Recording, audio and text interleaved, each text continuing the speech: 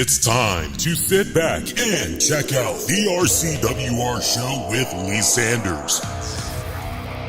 Get fun, in-depth coverage and analysis from the latest in professional wrestling in AEW, WWE, NWA, Impact Wrestling, or the world of entertainment.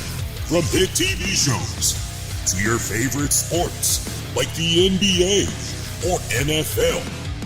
All things music, movies, and beyond, while trying to make sense of this crazy world we live in.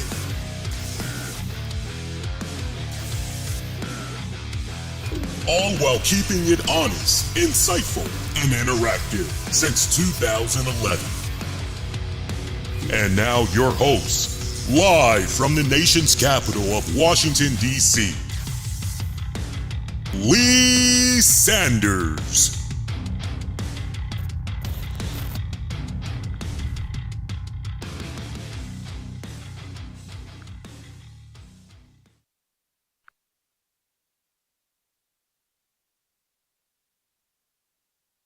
All right, we're trying this for the third time. Third time is usually the charm for this Wednesday night of July 12th, 2023. You guys are checking out episode number 1036 of the RCWR Show. Lee Sanders here. I said third time is the charm because there was some weird tech issues that was going on.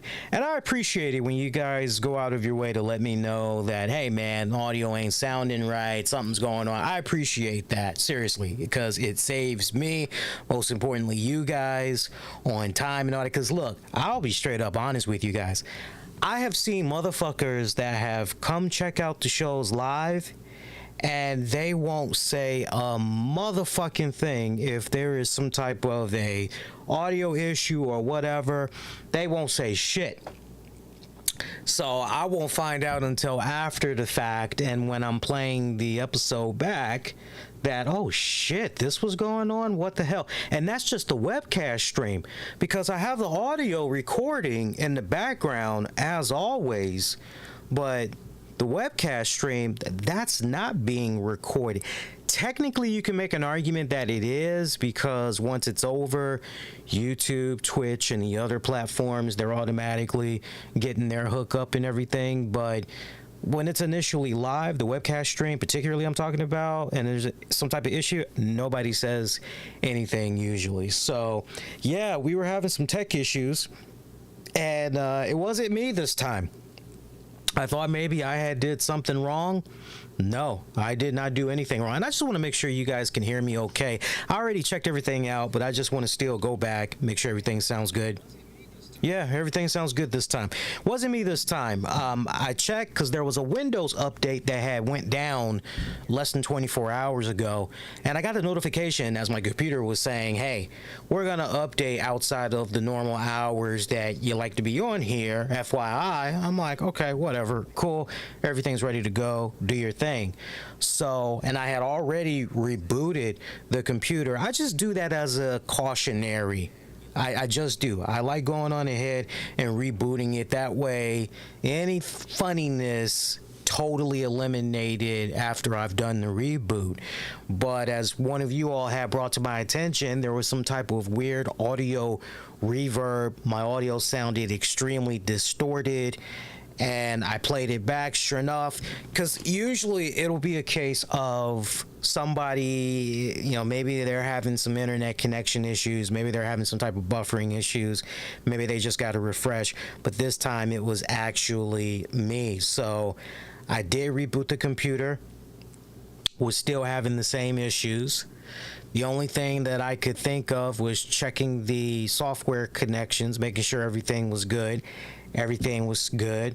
The last thing I did was, well, let me reboot the mixer because maybe it's an issue with the mixer. Rebooted the mixer, and that was the issue. You know, I've had this mixer now. This is a brand new mixer. I've gotten this mixer. Man, when did I get this mixer? I got this mixer a long time ago. I got this mixer, I would say, last year. I got this mixer last year, about 2 to maybe 3 months before I had did the Awesome Con panel with Julian and Mish. And they gave me a brand new one. They ended up giving me a brand new one because the old one, for whatever respected reason, audio was not coming from one of the channels. Now, I could have easily just said, but with the amount of money that my wife and mother-in-law has spent to get me that mixer for Christmas, I said, no, this has to be repaired.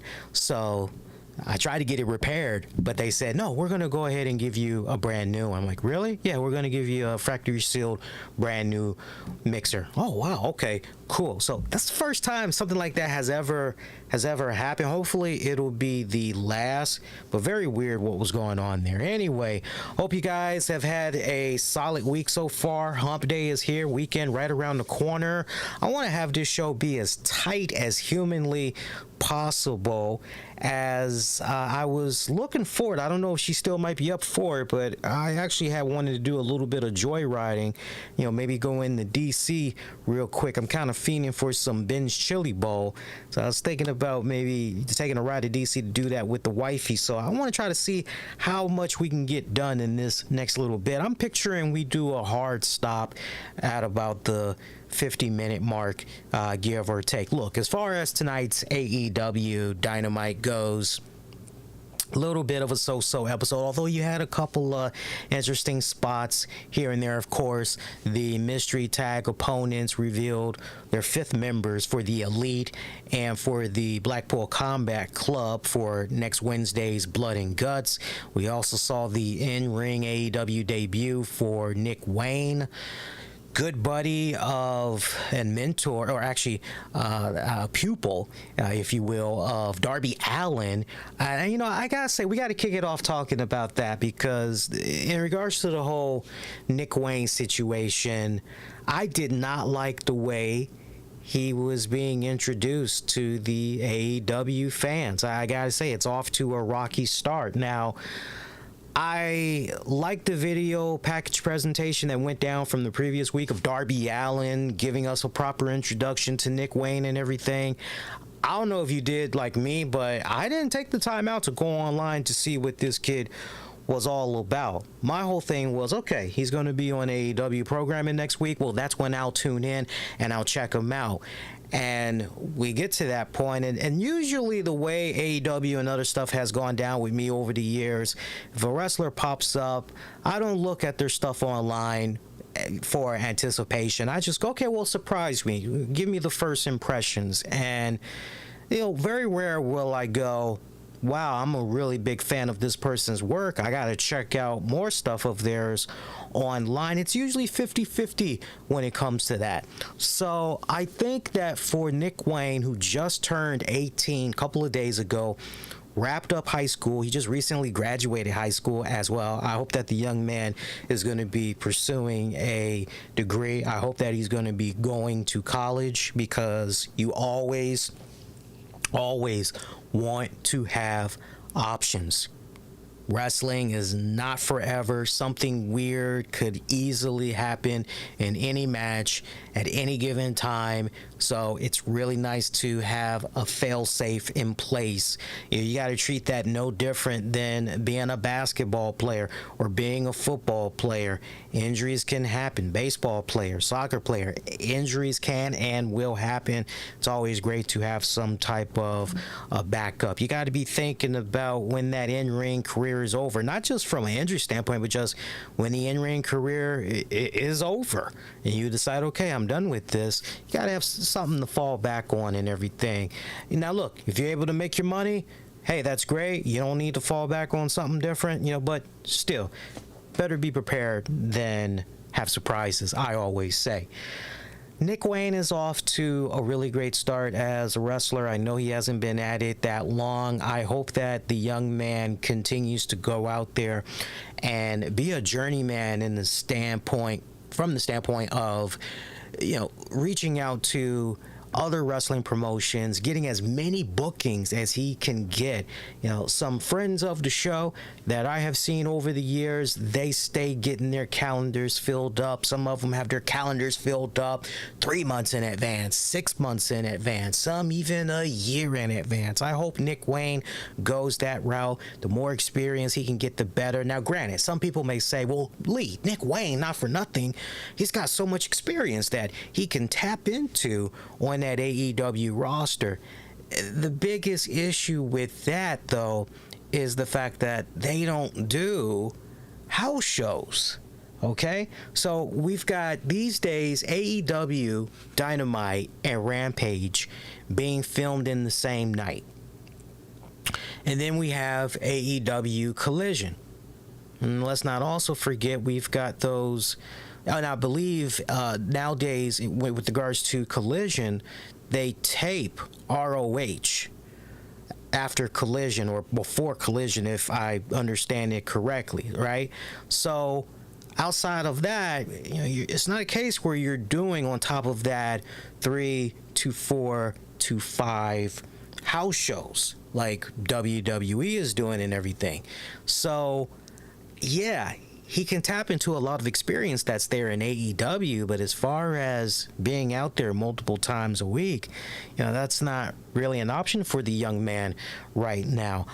So yeah, I hope that he does continue to be a journeyman and get even more experience. And as far as Tony Khan and crew, I hope that they continue to book him in a way where, that's great that we were properly introduced to him, but now let him be behind the scenes, let him do dark matches, maybe put him on a couple of ROH joints, but that's really it. I didn't really see enough, to each its own, but for me personally, I really didn't see enough to make me go, I've got to see more of this kid. If anything, it was just, yeah, okay, he's coming along. All right, leave him in the oven a little bit longer. Now, let's talk about Swerve Strickland for a second. In regards to Swerve Strickland, I love Swerve Strickland to the moon and back. Love that dude. But this is a guy that's been at it since 2007, 2008. So he is definitely a seasoned journeyman at this point. Whether you want to talk MLW or you want to talk Lucha Underground or you even want to look at WWE or you want to look at CZW, the man has wrestled for various promotions. Granted, the match that Swerve had against Nick was 10, 11, 12 minutes, so a relatively short match. But I ask you, with all the experience that Swerve has, should it have really been a match booked in a way where we have this Nick Wayne kid essentially on the same level as Swerve? I don't know about you guys, but that just rubbed me the wrong way completely. Now, if the story that you're trying to tell is Swerve underestimating his opponent and his opponent is really getting the best of him and everything, okay, I'm all right with that story. So as long as you're telling it right. And if this was a case where you booked a match in a way where Nick was taking advantage of Swerve with youth being on his side, not that Swerve is an old man, because he's not, but Nick is much younger, and so speed is greatly on his side as well as agility. Okay, if you're going to tell that type of story and you're going to do it in a way where, hey, Swerve didn't see that one coming as a young prospect, is going for some early roll-up pins, things of that nature, okay, then at least you're telling the right type of story, okay? But that's not even how they booked this match. They laid this match out in such a way where it was basically, we're going toe-to-toe. And that just irked me the fuck out on so many levels. I was not a fan of that whatsoever. Here's something else that really just irked me the wrong way too. And I had put this out on social media, which was Stupid Booking 101. I know we haven't done those in a good minute, but I'm looking forward to bringing those back. But I posted this online. I said, Stupid Booking 101. If Darby helped you get a contract in AEW, why the fuck aren't you out there helping your bud who's getting his ass handed to him by not Swerve and crew? I was trying to say I actually did say it right. Swerve and crew, they did have a hand in fucking around with Darby Allin. What are you doing? Having catering to go from Darby losing to Nick Wayne is silly. Yeah, it's really weird. When you read my tweet, it sounds a little confusing there at the end, but you get what I'm saying in a nutshell. And if you missed Dynamite, basically, this was weird on so many levels because you had Darby Allin out there. He had a match. His opponent will come to me when I can remember it. So give me just a few seconds. I'll remember it because right now I'm just going off the top of my head and everything. But Swerve had interfered, got very physical and everything. First thing I couldn't help but ask is, where the hell is Nick Wayne? Where is this guy? Because Darby Allin, this is supposed to be his mentor and everything. So where? Don't quite understand that. Is he in the back? Was he not there at the arena yet? Was he on the toilet? Was he talking with Tony Khan about something? Like, where is this guy? And then to go from that to immediately, and it was Darby Allin and Orange Cassidy. They were in a match against Sammy Guevara and Daniel Garcia. To go from that to an immediate video package for Nick Wayne in his match later on against Swerve Strickland. You're going, what the hell? To the point I was quite surprised that when it came time for Nick versus Swerve in the main event, yes, you heard me right. They were given the main event for this week's Dynamite. Now, you're seeing that, you're going, wow, well, TK and them, they must think the world of, we already know what Swerve is capable of. Swerve in the main event, sure, I am down for it. But Nick Wayne, shit, he's got to be all that bag of chips and then some for him to be put in that position with Swerve.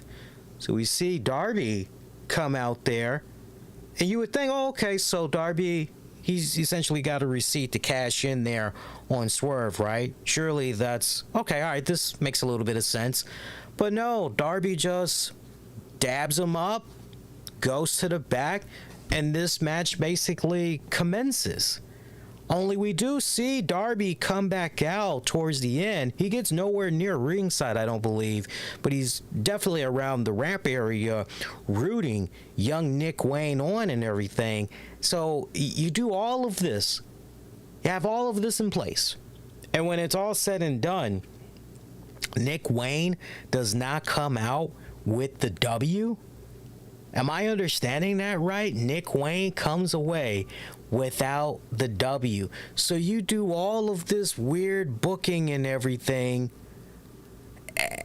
This was some of the most strangest, funniest fucking booking I've ever seen. Was it a solid debut for the young kid? It was. But the greater storyline that's at play here is Swerve and Darby. There's some built-in animosity.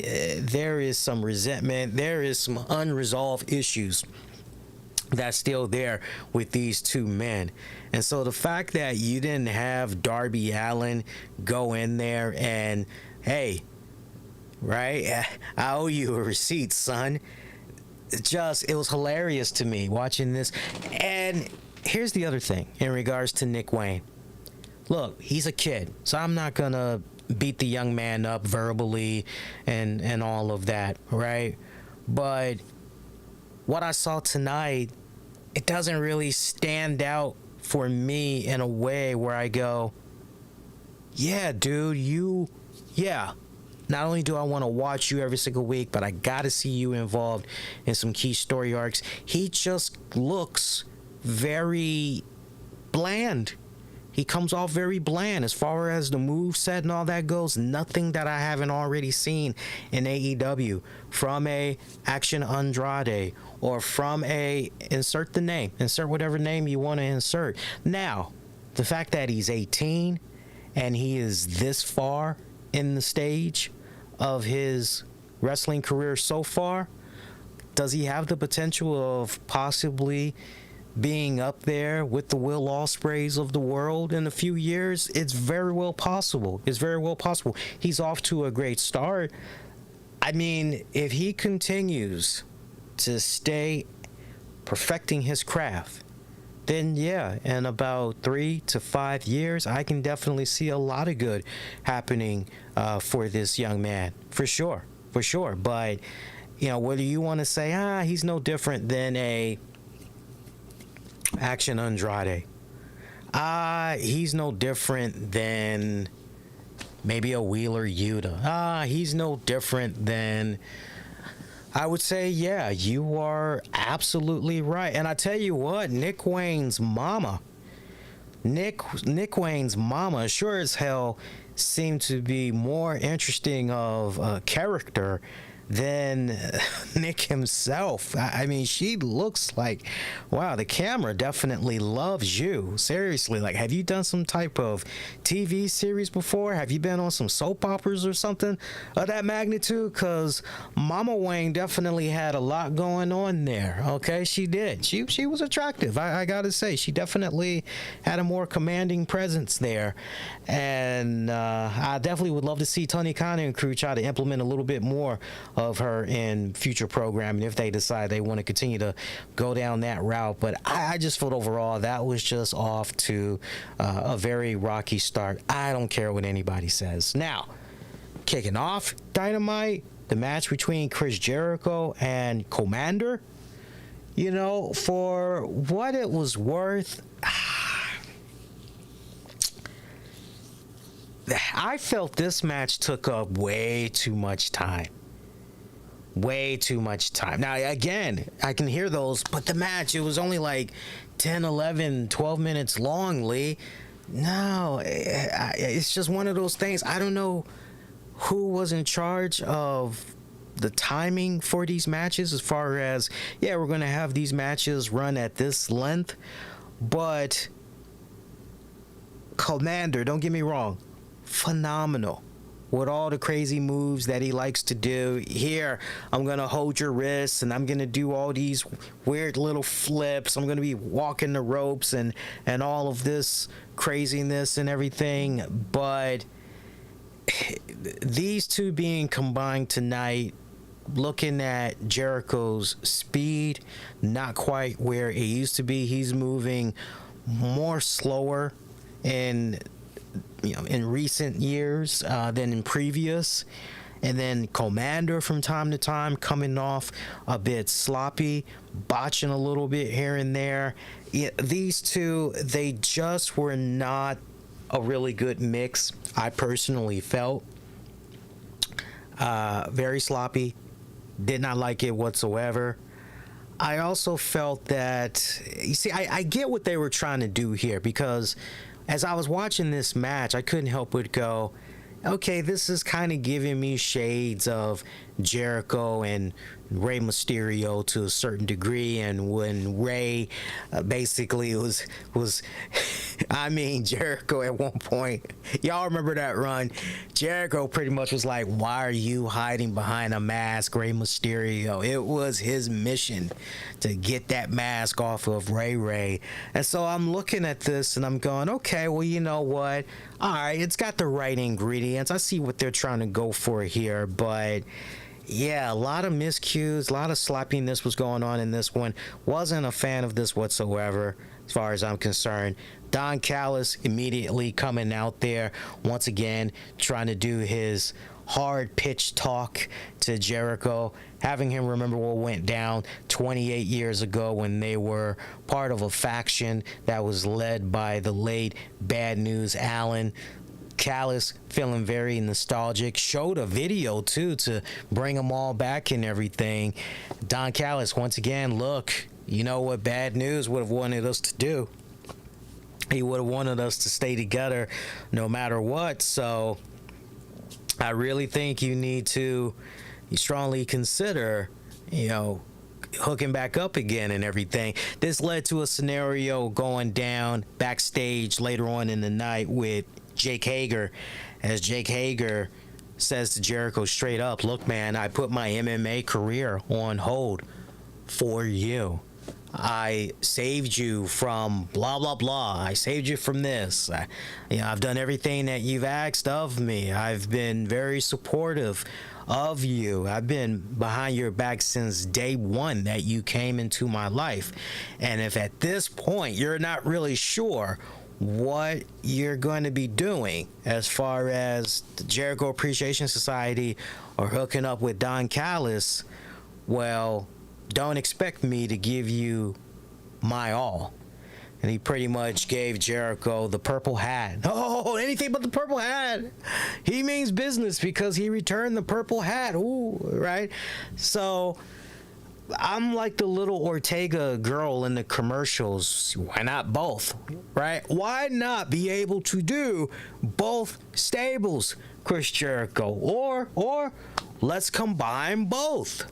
How about that? Let's combine both. So very interesting what's going on here with Chris Jericho and Don Callis and just all of that that's going on, which it's very interesting because all of these developments, you would have thought for certain that one of the opponents that would have been named for Blood and Guts, as far as a mystery partner goes, for the Blackpool Combat Club, you would have thought that maybe Don Callis would have been able to pull some strings and Jericho would have been announced as that fifth member.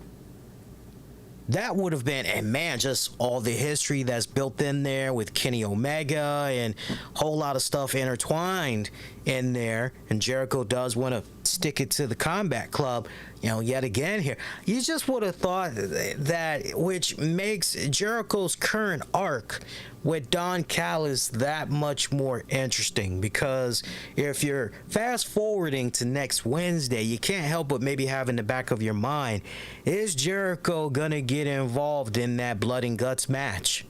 Is he going to show some type of allegiance to Don Callis? Hey, I'm hearing you. Let's see what we can do here. Have to wait and see how that develops. Meanwhile, recap of Jungle Boy and Hook. This leads to another silly ass segment, right? I mean, it's just getting more comedic by the week here, but we've got Alex Marvez trying to interview Jungle Boy, who's chilling in the back seat of his personal ride, and just out of nowhere, Hook gets in from the other side. Jungle Boy tries to get out.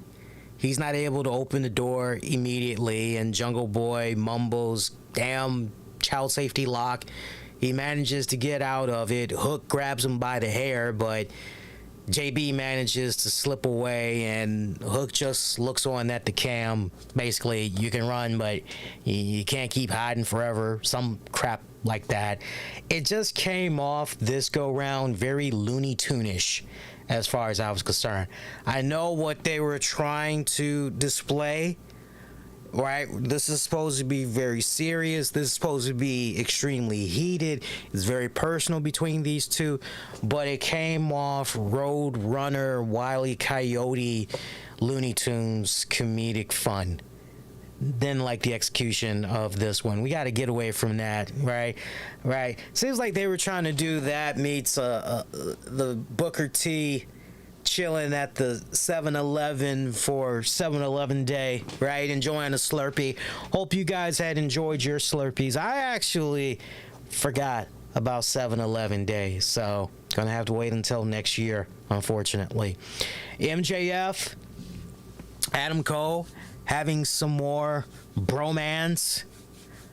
Of all the story arcs that's happening in AEW right now, this one I'm finding to be the most intriguing, because this could go in a couple of different areas.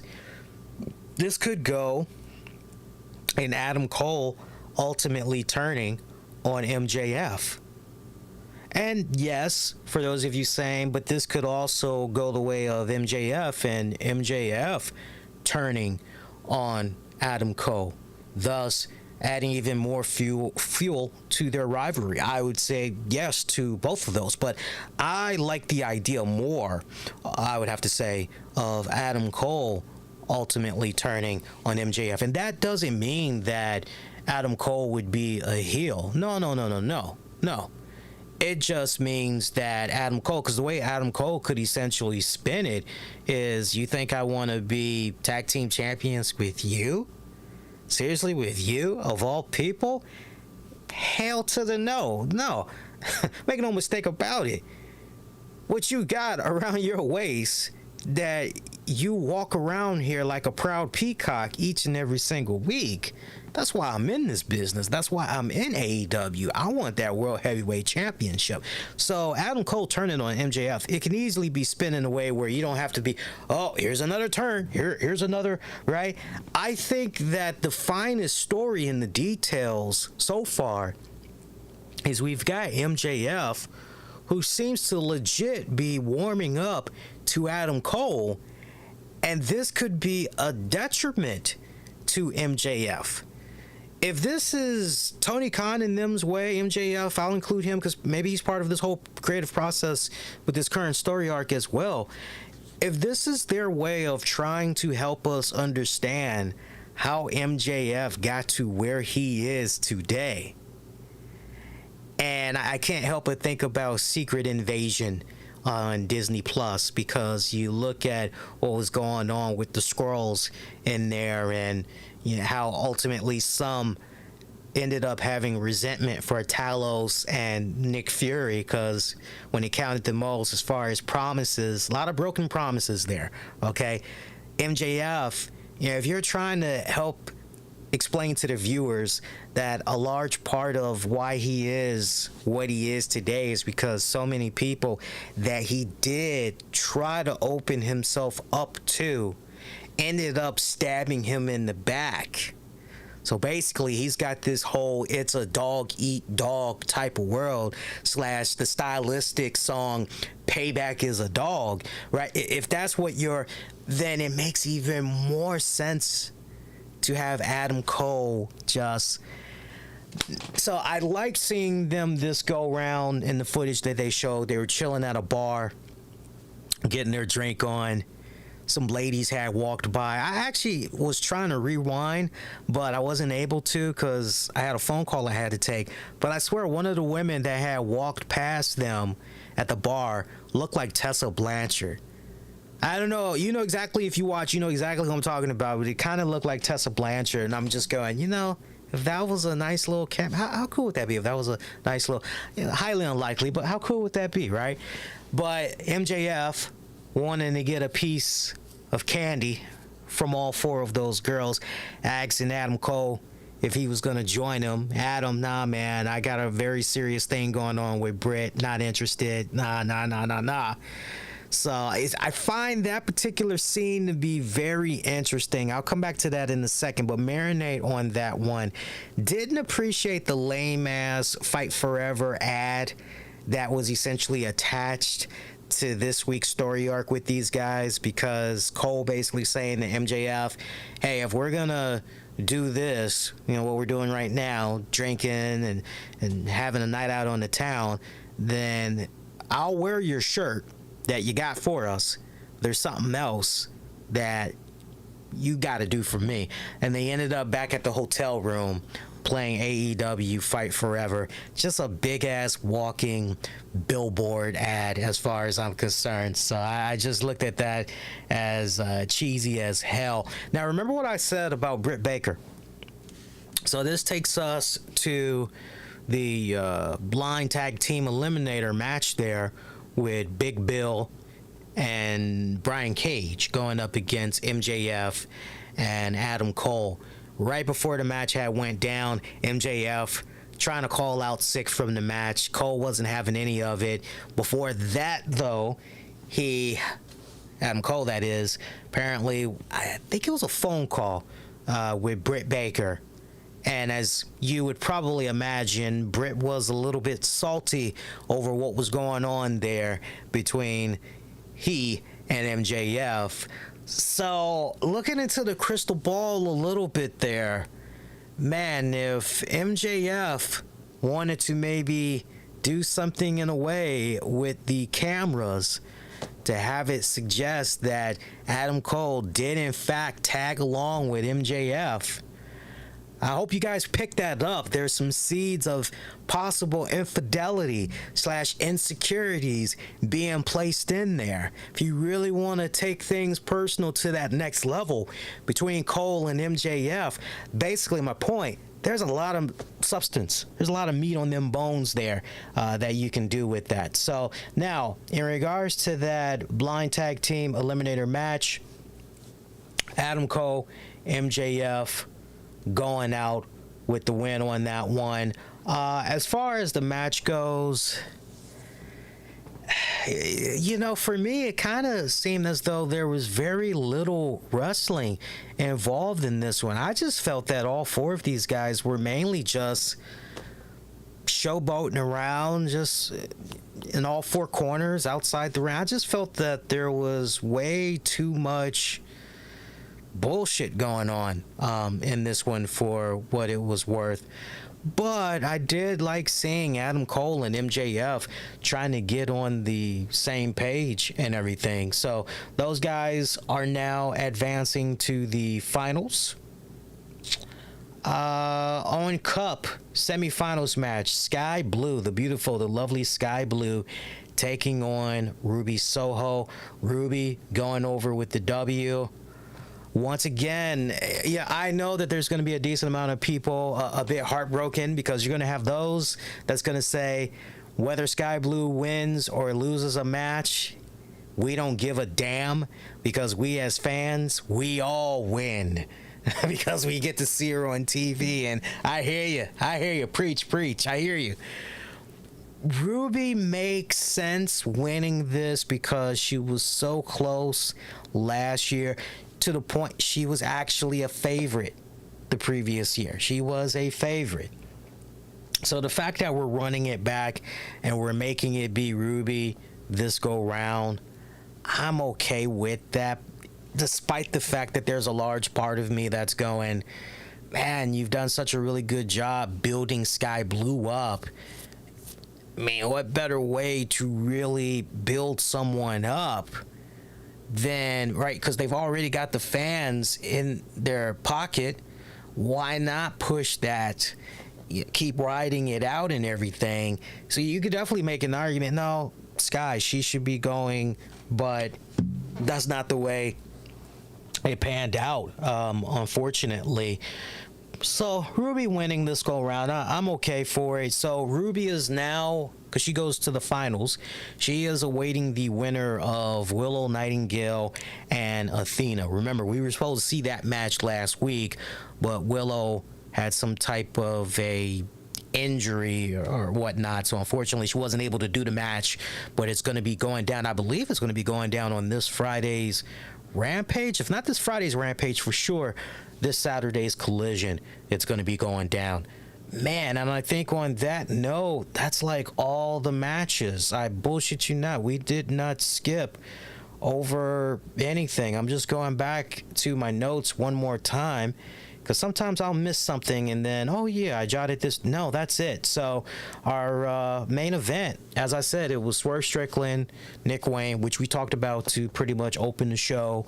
But your final segment, your go home, was pretty much who are going to be the 5th members for Blackpool Combat Club and for the Elite, respectfully.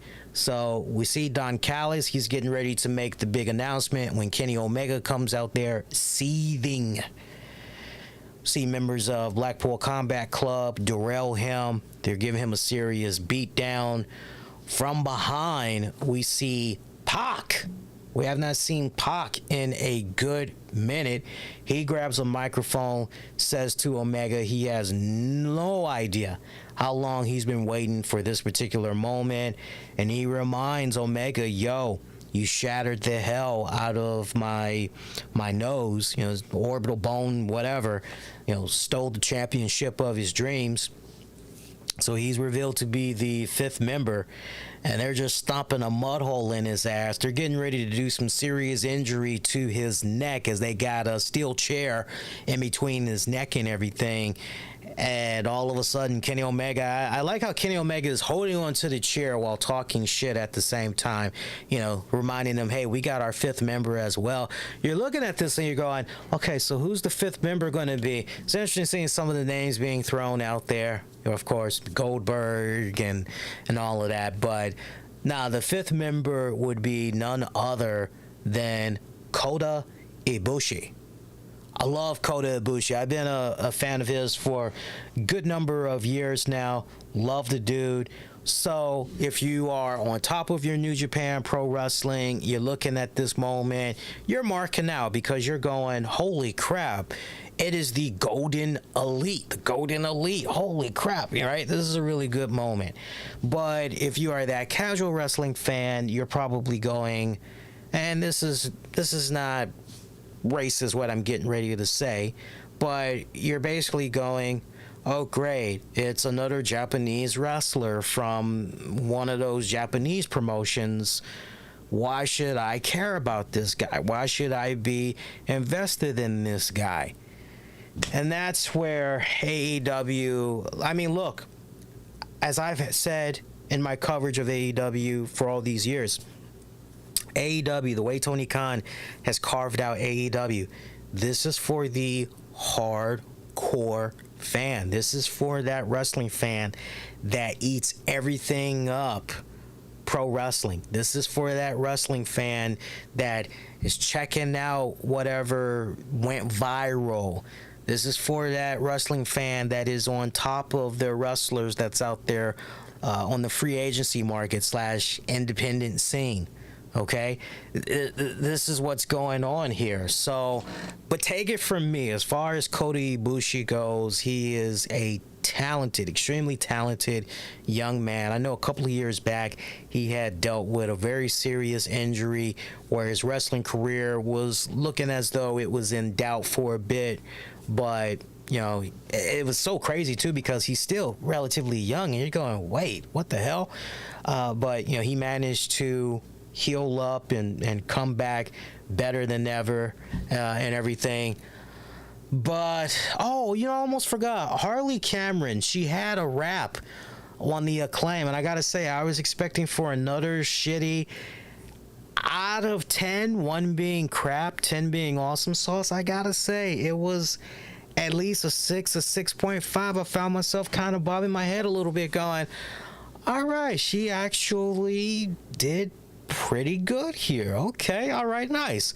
But I'm not gonna say this was a solid edition of Dynamite, but what I will say is, as far as the matches go for this week, oh my god, I'm just looking at the matches for this week.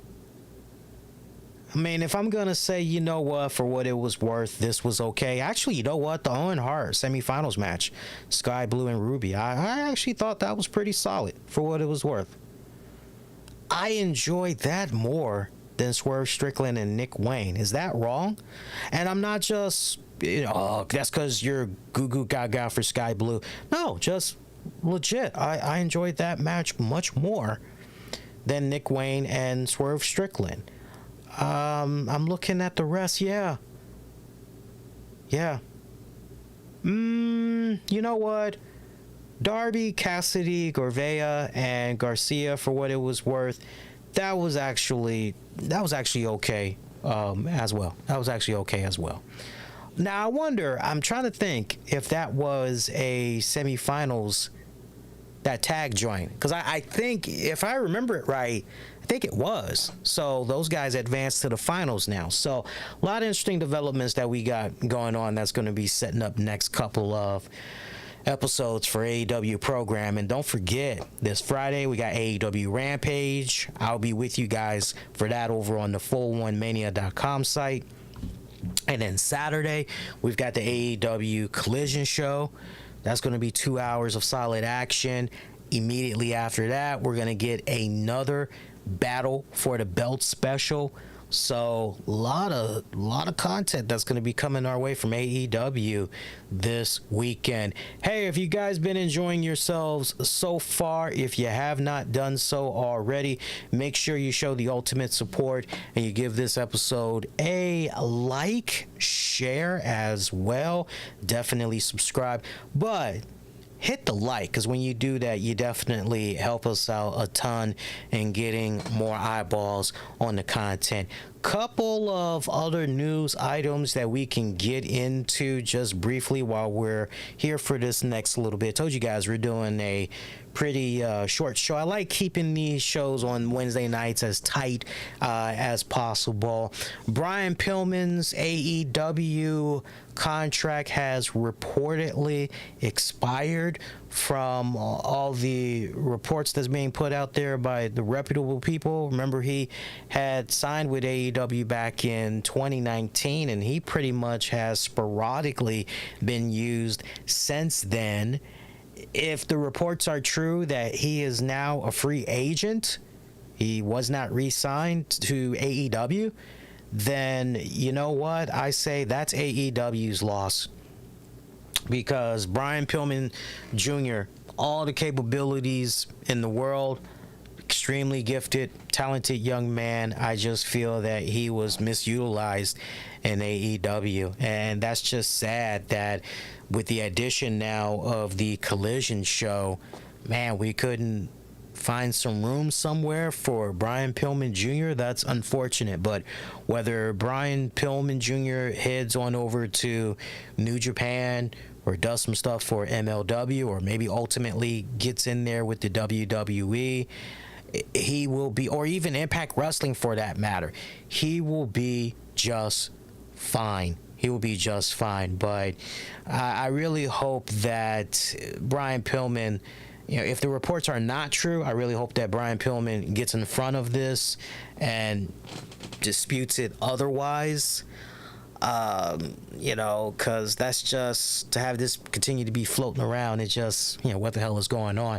Also, keeping it AEW related, there is a pre-sale code that I want you guys to know about. It looks like it's an online pre-sale for AEW All Out. That begins on Thursday, July 13th. The pre-sale code per PW Insider is HV2, the actual number 2, 1, the actual number 1, D as in David, P as in Paul, HV21DP. Pre-sale begins at 10 a.m. Central. That code can be used for the AEW Collision taping that's going to be going down on September 2nd, the day before All Out. Both events are going to be taking place at the United Center in Chicago. So remember, as far as All Out weekend goes, or that week, Wednesday, you've got the August 30th Dynamite show. That's going to be, and Rampage. They're going to be doing Dynamite and Rampage Wednesday, August 30th. And then I think that's at the Now Arena. And then Saturday, September 2nd, Sunday, September 3rd, United Center. They'll be having Collision and All Out. One other thing, look, I see what's going on here with Matt Hardy defending the Elite. I'm sure by now everybody has seen that in the back and forth that was going on between Matt Hardy, Brian Last, and Jim Cornette. And I'm looking forward to hearing how they respond to what Matt Hardy had to say and everything. I believe Matt Hardy's heart is definitely in the right place. You know, it's I think very highly of Matt Hardy. I really do. I commend the guy because he's been through a lot. Nobody can and will deny that. The man has been through a lot. He's done a lot to turn his life around for the better. We have not heard a peep of Matt Hardy in the news in a negative way for years now. Rebby Sky seems to be doing a phenomenal job in encouraging him, motivating him, keeping him in the right headspace and everything. And, you know, God bless Matt Hardy. I think his heart is in the right place when it comes to defending the elite and everything. But at the same time, I would like to believe that he totally understands where some fans are coming from with certain criticisms that they have for AEW. The criticisms, which at times is warranted with those that's part of the elite and everything. And, you know, you look at just some of the toxicity that has come about, none that really stands out even more than how this whole CM Punk situation is being handled and everything. And, you know, what is Matt Hardy supposed to say here? Okay? Well, seriously, what exactly is he supposed to say here? It's interesting because when this all initially started on social media, to my knowledge, it's not like anybody had tagged Matt Hardy. I'm just trying to, you know, play it back in my head. I don't recall Matt Hardy being tagged. I'm actually double checking right now. Hang on here. I'm trying to see. I don't remember him being tagged, but it's funny how, you know, Matt went on ahead and said what he said in regards to the elite and everything. Honestly, he should have just kept it moving along. If it would have been me, I just would have been quiet, right? But you know, he walked himself into a serious can of worms there. And, you know, the way this really had opened up is the fact that, yes, it's coming back to me now that I think about it. If I remember correctly, you know, we had somebody, a fan that was mentioning how the elite are this, the elite are that, and then commented on the Cornette cult, you know, the toxicity that comes from them and all of that. And then we had Matt Hardy basically tag that bad boy. I'm actually looking at the tweet that's in question. Hang on here. So everything kicked off with Matt Hardy saying Dark Order versus the Elite was a fantastic match. It's nice to see Dark Order earn such a well-deserved spotlight. Hashtag AEW Rampage. The Young Bucks and Adam Page are extraordinary talents that will unfortunately get their flowers way later than they should. Now look, as far as Dark Order taking on the Elite from AEW Rampage from last week, was it a good match? It was, you know what, for what it was worth, it was fairly decent. Now, I know for those of you probably are going to be curious, well, Lee, what was your review rating for AEW Rampage from last Friday? And I can tell you right now, because I have it pulled up. I gave that match, because that was the first opener. Young Bucks, Heyman Page taking on Evil Uno, John Silver, and Alex Reynolds. I gave that match a 2 out of 5. And my overall thoughts for that match, I said fun tag match, but it was really one-sided, as Reynolds was the one to mostly be the government mule in this ass-kicking contest. Way too much overlapping for me of arcs and run-ins. Unless you're watching all the shows, you're going, why is this person attacking this person, etc. Because immediately after that, for those of you that didn't watch it, post-match, Claudio and Takesha, they came out there, tried to grab some steel chairs, go into the ring to continue their assault on Heyman Page when Kenny Omega had arrived, pretty much chasing them away. So, and look, I challenge anybody, go back, watch the match, and convince me otherwise. As CM Punk likes to say, tell me if I'm lying. Tell me if I'm lying about Reynolds being in there, and he essentially was just getting his ass thrown around left and right. Convince me otherwise. Convince me otherwise. But I see where Matt Hardy is coming from.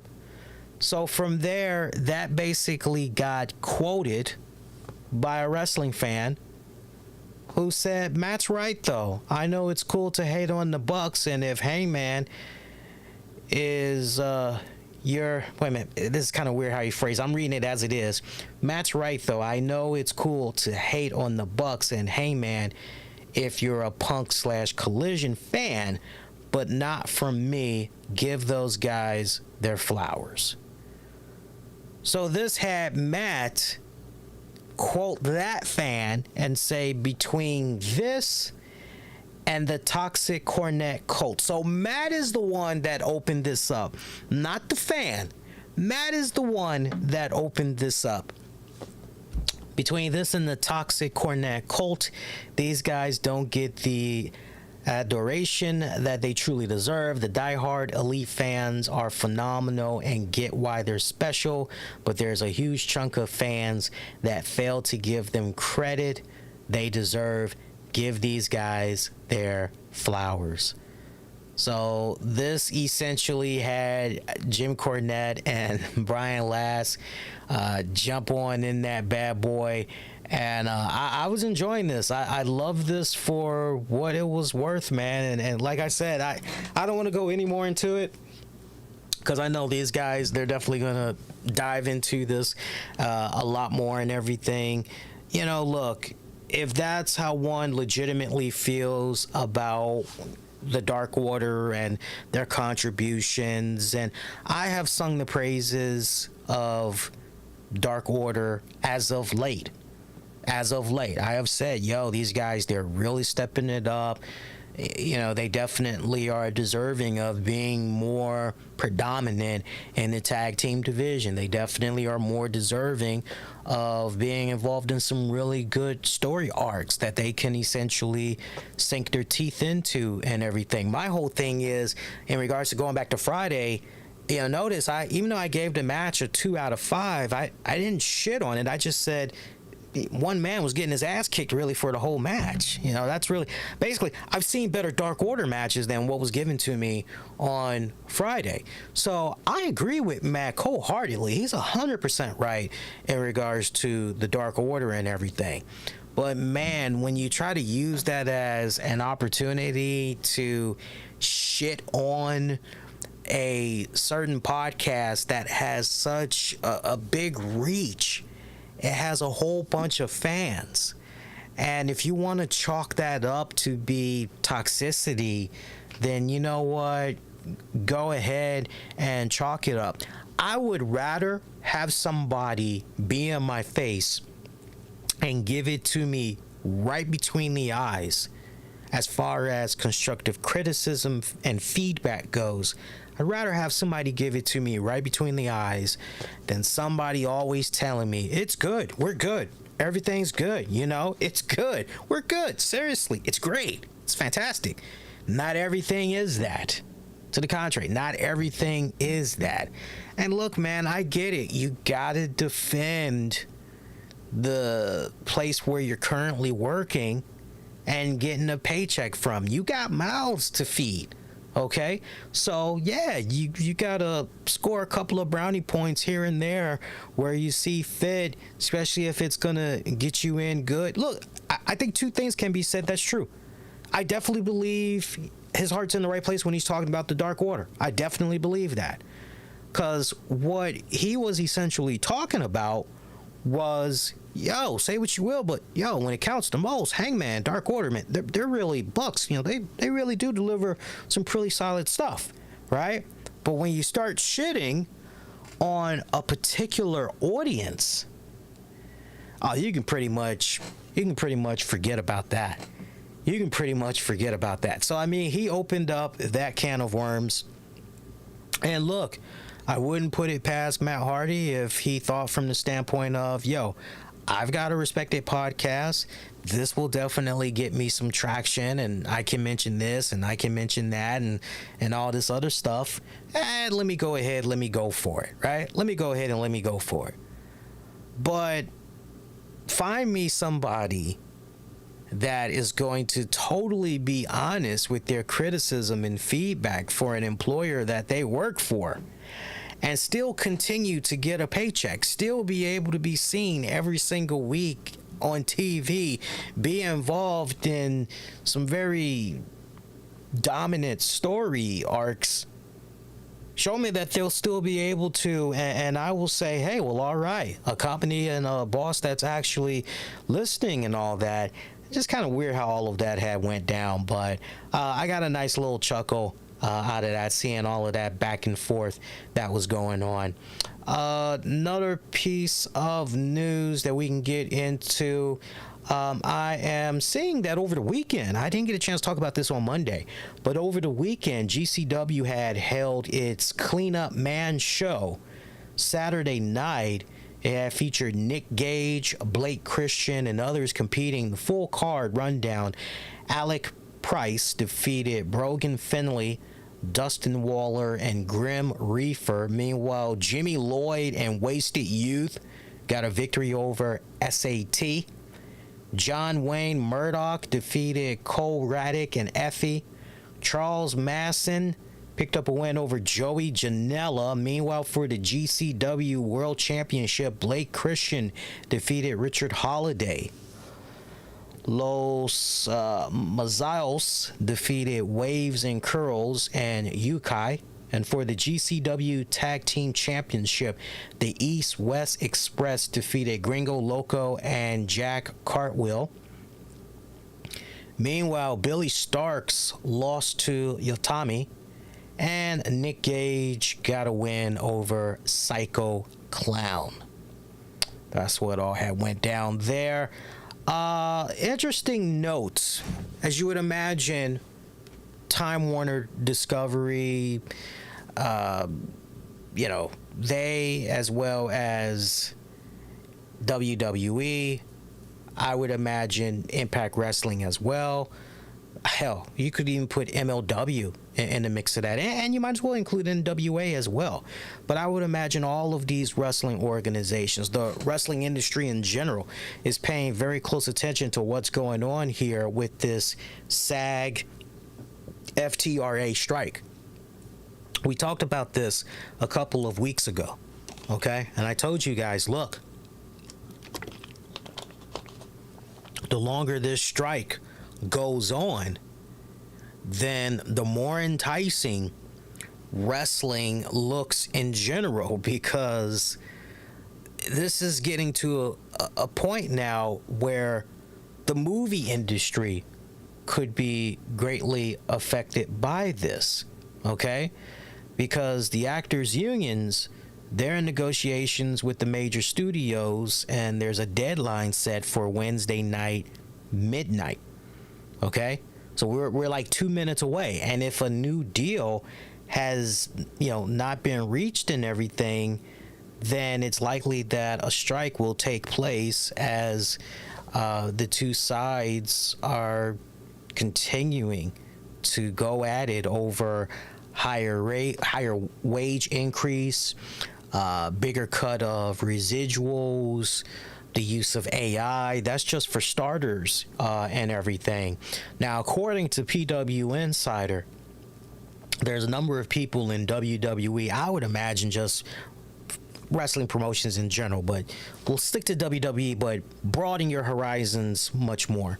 The WWE are waiting to see what happens and have noticed that the strikes could benefit WWE. An actor strike would mean that actors could not promote new films, while network shows would have to go to reruns. Now, if you are making your rounds, whether it's local channels, or you're checking out the cable channels, you've been seeing for several weeks now, no new Jimmy Fallon, no Jimmy Kimmel, no, Drew Barrymore show, no insert, okay? All of those joints are on reruns.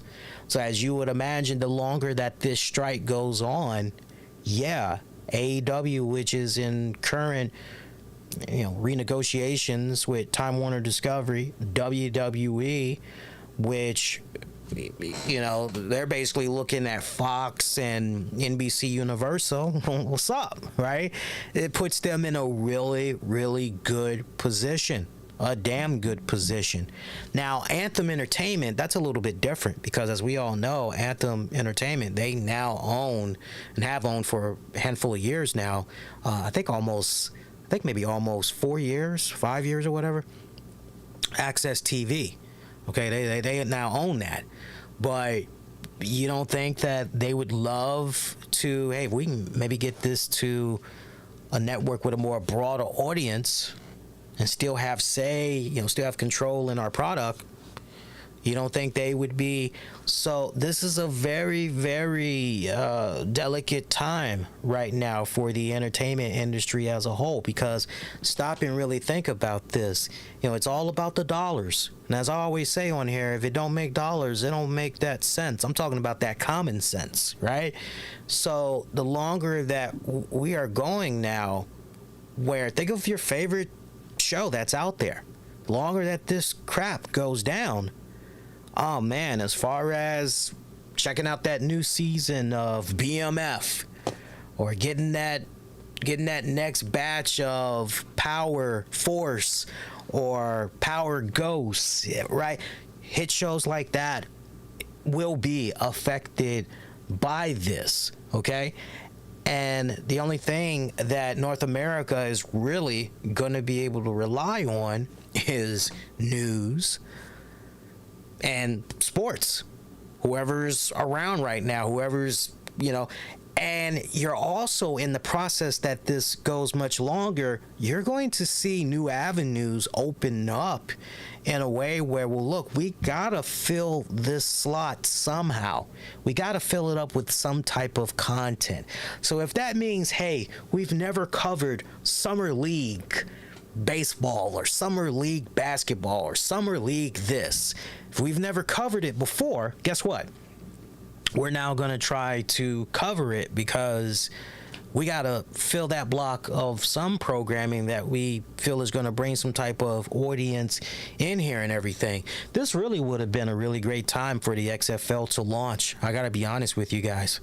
They probably would have done even better if they would have launched around this time. But that's currently, what's going on. So I know that for a handful of years, the talk of wrestling, it needs to have a union and all of that. But you're looking at where it stands right now by wrestling, not being unionized and everything. It's definitely become a very valuable commodity to several networks. And I told you guys several weeks back, but mark my words, you are going to see not just wrestling, but more content go to these networks that have never dipped into pro wrestling before. They're going to be experimenting. They are going to be experimenting because they've got to be able to keep the audience, right? So they're going to be doing whatever they can to figure it out, get the programming to the consumer, right? Because it's all about that watch time and all of that. But this is a rippling effect. I hope you guys are realizing that. This is a rippling effect that if this SAG AFTRA strike, if it's not resolved soon, the entertainment world in general, it is definitely going to be hurting in a big way. Because look at it from this standpoint, and why I'm continuing to go on and on and on about it. No new shows for you to check out. Ultimately, that means, well, damn, why the fuck do I have my Disney Plus subscription? Why do I have my insert the app subscription? Okay? Oh, I was looking forward to the new season of Stallone's Tulsa King, and now I'm told that, well, there's really no point in me in keeping Paramount Plus anymore, is there? Okay? If you don't have new movies that you can go see in the theaters because ultimately this strike, okay? it's a domino effect, right? If you don't have any product out there to ultimately tap into the pockets of the consumer, you feel where I'm coming from? That's the last thing that you want. You always want to keep the consumers coming back. So this is why it's a fucking big deal right now. I really hope you guys truly understand. I know for a mature audience, I see the age demographics. You guys are definitely on top of it and everything. One last thing I want to leave you guys with. Looks like T-Mart Productions, they announced that Jerry the King Lawler will be unable to make a scheduled appearance for their respected promotion. He was supposed to be doing some stuff. I think it was in either North Carolina or South Carolina. I'll have the information for you as it gets a little bit closer. He was supposed to be appearing for their gathering event.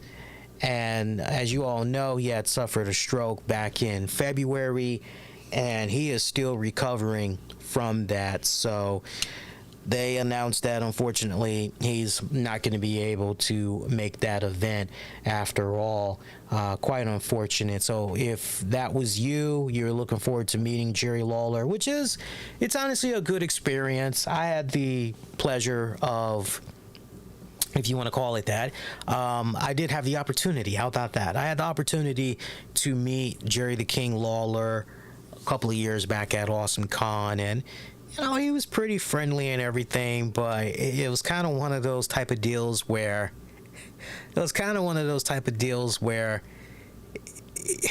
how can I say this without y'all remember some of the stuff that New Jack would say about Jerry the King Lawler? Well, I just couldn't help but feel kind of uncomfortable when I was near Jerry Lawler, because it was one of those deals where once Jerry Lawler realized that Tams and I were together. I mean, at that point we weren't married yet, but we definitely were together. It was kind of one of those. But his female friend that was with him, I'm pretty sure that was his. Now, I don't know if he's still with her to this day, but I think at the time, that was his girlfriend. And she was a sweetheart. She was like, "Oh, hey, you guys, y'all look like a very nice, cute couple. Get a little closer in there, and y'all smile." And she actually took like 3 different pictures. 'Cause she was like, let's do 2 more. That was a good one, but let's do 2 more. I want to give you guys some options. She was a sweetheart. But Jerry, it just kind of seemed like, oh man. Jungle Fever, like, really, y'all? It was kind of one of those type. This made me uncomfortable. I was like, I couldn't wait to get away from that. But Godspeed, speedy recovery to Jerry the King Lawler. Like I said, I think it's for the Gathering 4. As it gets closer, I'll give you guys a rundown on what all's going to be happening at that event. There's a whole lot that's going on, and to go over it now wouldn't make any sense because it's not happening until I think either the first week in August or the second week. So as it gets a little bit closer, I'll remind you guys around that time frame. Other than that, that's it. Let's stick a fork in it. This show is DONE done. We went about an hour 15 minutes. I like that. Next edition of the RCWR show. I'm going to see if I can do something this weekend. I'm actually going to get with Mish, pick his brain, see when's the last time he's been checking out the Wild Women of Wrestling promotion. I know I am several episodes behind. I think at this point I am close to being about 8 to maybe 10 episodes behind. So that's basically right. I gotta catch up already, okay? Because especially since there's some interesting news developments that's been going on. The good people at WoW, they actually had tried to reach out to me late last week, see if I'd be interested in doing an interview or two, and I told them I had to decline. I said, I'm sorry guys, love y'all, but I'm busy with finals, doing this last little bit of homework assignments. This week's actually pretty bad, but anything next week, more than happy to help. And they were total pros about it. Wish me nothing but luck and acing the exams and all that. So but yeah, I definitely got to catch up. So I'm gonna see about releasing a couple of episodes over the weekend on the YouTube channel and on demand and on the downloads for some WoW recaps. I think the way that I'll do it is knock out 2 episodes in one episode, do like 45 minutes strong for each one. That way we can get caught up that way and everything. But other than that, besides this weekend, I'll be back with you guys on Monday, July 17th, 2023 for episode number 1037 of the RCWR show. We'll be on after WWE Raw goes off the air. That's going to be fun. Be kind, rewind, check out previous episodes you might have missed on demand and on the downloads, wherever you get your podcasts. Shout out to Wrestling Soup, Joe Numbers, and Anthony Missionary Thomas. Shout out to those boys. They're going to be dropping a new episode this Thursday, 7:30 p.m. If you're not able to catch it live, they'll make that be available on demand and on the downloads over the weekend. Shout out to Julian Cannon of Digiday and Wrestling Court. Very ecstatic to see that my boy Julian is going to be moderating a panel at the San Diego Comic-Con this year. I am so stoked, so hyped for my man. So that is really fucking awesome to hear. Sincerely, I love that. Who else can I shout out? I'm just trying to think who else I can give a shout out to. Shout out to the cast, crew, everybody in production for Secret Invasion. I gotta say, I've been enjoying this series so far. Obviously, it differs dramatically from the whole arc, comic graphic novel arc and everything, but they're taking their cues respectfully where they can. But shout out to everybody involved in that. I gotta say, even though it's a 6-episode run, my absolute favorite episode thus far is episode 4, which was put out earlier today, titled Beloved. The emotional and acting range of Samuel L. Jackson in this episode, chef's kiss. I fucking love it. Fucking love it. I got a Disney Plus subscription just so I could check out Secret Invasion, because I heard so much about it. I remember seeing the trailer last year and I was pretty stoked about it. And it has not disappointed so far. Each episode has, but I will admit, as far as the big reveal, y'all know what I'm talking about if you're following me on social media. Then like how they just threw that so lazy out there, right? Very lazy. They threw it out there, that big reveal, towards the tail end of episode 3. Wasn't really a fan of that. But yeah, episode 4, Secret Invasion, beloved. Great fucking episode. So I definitely recommend, if you got about $8, $9, $10, $11 to spare, go check out Disney Plus. This way you can jump on, check out what you need to check out, particularly Secret Invasion, and then roll out. Basically, they got 2 more episodes to go, and then that's going to be it for that respected series. Whether or not there's going to be another season, highly unlikely, but never say never, but most likely highly unlikely. Yeah. So yeah, just trying to think if there's any other shout outs I want to get into. I feel like I'm missing something. I don't know what, but I feel like I'm missing something as far as a shout out goes. But no, I'm not missing anything. I don't think. And if I do miss it, I'm sorry. This is not personal, not intentional. All right, guys. Twitter, Facebook, YouTube, get at me. The RCWR show. Until next go round, wishing all of y'all to be safe. Most importantly, be kind to one another. Check y'all out later. Take care.